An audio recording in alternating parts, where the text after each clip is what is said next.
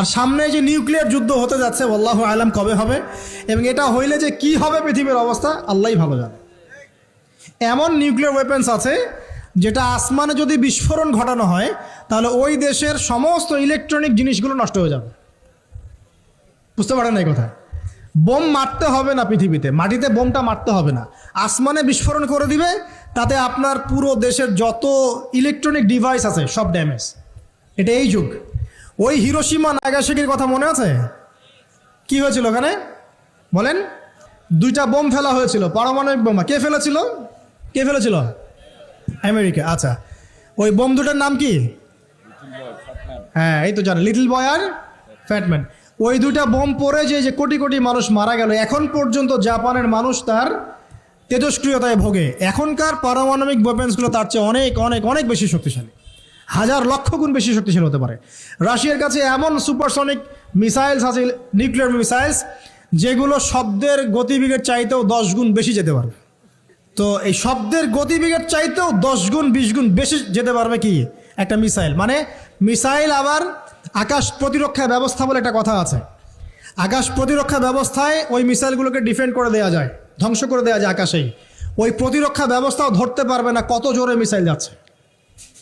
এবং সেই রাশিয়াকে উস্কে দিচ্ছে এখন পশ্চিমারা, ফেলো একটা বোম, ইউক্রেনে একটা বোম ফেলো খালি।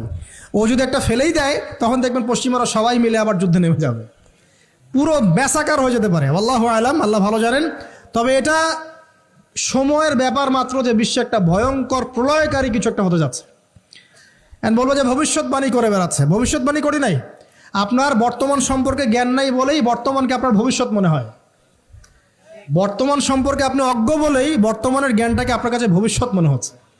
বর্তমান সম্পর্কে জ্ঞান অর্জন করেন, দেখবেন সঠিক বুঝতে পারবেন।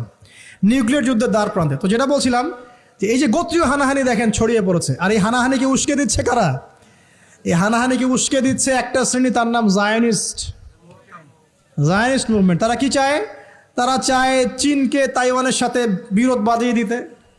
তারা চায় বাংলাদেশের অভ্যন্তরে একটা ফাসাদ লাগিয়ে রাখতে। তারা চায় মিয়ানমারকে দিয়ে বাংলাদেশকে বিজি রাখতে। তারা চায় ইউক্রেনকে দিয়ে রাশিয়াকে বিজি রাখতে। তারা চায় ইসরায়েলকে দিয়ে প্যালেস্টাইনকে বিজি রাখতে। বিভিন্ন জায়গায় সব সেট করে রাখা হয়েছে আর কি। এবং তার উদ্দেশ্য হচ্ছে পৃথিবী থেকে মানব জাতি কমিয়ে ফেলা। এবং আস্তে আস্তে যেন ওদের যে agenda, they want to rule the world, তারা সারা ওয়ার্ল্ডটাকে রুল করতে চায় এবং ইসলামকে পুরো মুছে ফেলতে চায়। এবং ইসলাম শুধু না, ধর্মতাত্ত্বিক যে কোনো কনসেপ্ট আসলেই ওটাকে মুছে ফেলতে চায়। যে কোনো ধর্মকেই তারা সহ্য করতে পারছে না। তো এই উদ্দেশ্য বাস্তবায়নের জন্য তারা এই কাজগুলো করে বেড়াচ্ছে। আইয়ামে জাহিলিয়াতের সেই যে সুন্নত, ওই যে জাহিলিয়াত এখন সারা বিশ্বে এভাবে ছড়িয়ে পড়েছে। দেখেন, আমার মতো বয়সে, আমার চেয়ে প্রায় 10 বছর বয়স আগেই তারেক বিন জিয়াদ স্পেন জয় করেছিল। আমার যে বয়স এখন চলছে 30 পার হয়ে গেছে, এর চেয়ে আরও প্রায় 10 বছর আগে মুহাম্মদ বিন কাসিম এই সিন্ধু জয় করেছিল।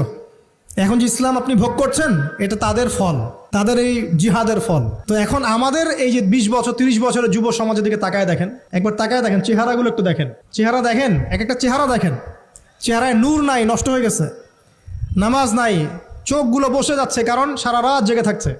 ওই যে টিকটক টিকটক টিকটক সারা রাত, হ্যাঁ সারা রাত ফোনে, সারা রাত গল্পগুজব। রাত্রেবেলা দেখবেন, রাত্রেবেলা শহর যেন জীবিত হচ্ছে। রাত্রেবেলা ক্যারাম খেলে, রাত্রে লুডো খেলে, রাত্রে এটা করে, রাত্রে সে, সারাদিন ঘুম, সারাটা দিন ঘুম। সারা রাত জেগে থাকে কুকুর এবং সারাদিন ঘুমায় কুকুর। আর দেখবেন আপনি বিড়ালকে দেখবেন, ও কিন্তু রাত্রে ঘুম এবং দিনের বেলা সে অ্যাক্টিভ। পাখিকে দেখবেন, পাখি সন্ধ্যা হলো একদম ঘরে, যেই সূর্য ডুববে পাখি একদম ঘরে, দেখেন না, পাখি ঘরে। আর যেই ফজর হবে পাখি বের হয়ে গেল। আর আল্লাহ রাসূল সাল্লাল্লাহু আলাইহি ওয়াসাল্লাম হয়তো বা এই কারণেই, আল্লাহ ভালো জানেন, তিনি বলেছেন এমন কিছু মানুষ জান্নাতে যাবে যাদের মনটা হবে পাখির মতো। সুবহানাল্লাহ। দেখেন পাখি কি করে, একদম সন্ধ্যা হলো ঘরে ঢুকে গেল, যেই ফজর হবে একদম ফজরের আগে আগে সে বের হয়ে গেল। তো পাখির মতো হওয়ার চেষ্টা করেন, পাখির মতো লাইফস্টাইলে আসেন। এবং সে সারাদিন পরিশ্রম করে রিজিকের জন্য, করে না? আল্লাহ পাক পাখিকে রিজিক দেন কি চাকরির মধ্য দিয়ে না ব্যবসার মধ্য দিয়ে? কিভাবে সে রিজিক পায়? তাওয়াক্কুল, তাওয়াক্কুল, আল্লাহর প্রতি তাওয়াক্কুল। আর তাওয়াক্কুল করে কি সে ঘরে বসে থাকে না রিজিক সার্চ করে, রিজিক তালাশ করে? আপনিও রিজিক তালাশ করেন, আল্লাহ পাক রিজিক দিবে ইনশাআল্লাহ তাআলা। প্রিয় যুবক ভাইরা, আল্লাহর ওয়াস্তে তওবা করেন। যারা যারা মাদকদ্রব্যের সাথে সংশ্লিষ্ট আছেন বা থাকার সম্ভাবনাও ছিল, এর ধার কাছেও যাবেন না। ওয়াদা করছেন তো? এবং গোপন পাপে লিপ্ত হবেন না, গোপন পাপে লিপ্ত হবেন না। আপনি যৌবনকে ধরে রাখেন, ইনশাল্লাহ দেখবেন আপনি সারা জীবন এনজয় করতে পারবেন ইনশাল্লাহ। কিন্তু যদি এখন নিজেকে শেষ করে ফেলেন, এখন নিজেকে শেষ করে ফেললে আপনি বিয়ে করলে পরেও দেখবেন আপনি পস্তাচ্ছেন। ওই যে কলিকাতা হারবালে যেতে হবে, তখন মডার্ন হারবালে দৌড় দিতে হবে। আর সব হারবাল টারবাল খেয়ে লাভ হয় না।